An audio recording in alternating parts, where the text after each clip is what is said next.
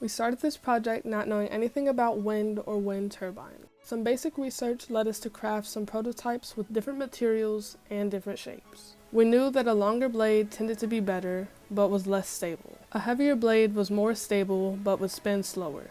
We tried curving our design inwards and outwards. We also tried a teardrop shape and a more angular design.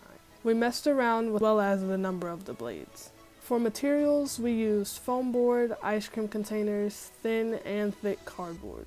And all the testing led to one final design. But that did not mean we were done.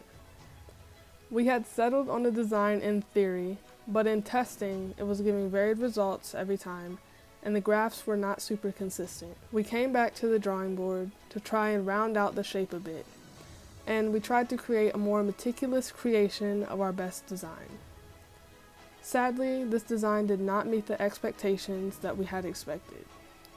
And to make matters worse, we were running out of time to try again. We decided to spend the rest of our time before the project was due, putting the research portion, video, and the conclusion together. We spent time researching how winds move around the world, and taking some pictures and videos to go into the video portion of the project. For our final design, we chose the more angled design. It was made out of the thicker cardboard because it was both recyclable and sturdy. For our final design, we used duct tape to tape the dowel onto one side and continued taping up the edge and to the tip to reinforce the separating layers. We used the duct tape instead of hot glue because the tape was removable, and then we could recycle the cardboard after the project. We chose to only use 3 blades for this design and put them in the stand carefully to get them all angled the same way, facing away from the stand. Other materials we considered included balsa wood and foam, but the balsa wood was impractical to work with as we couldn't cut it, and neither the balsa wood nor the foam was recyclable. The cardboard was also lighter than the wood.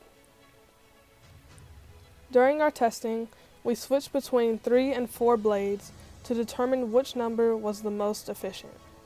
For each design, we would test 3 and 4 blades.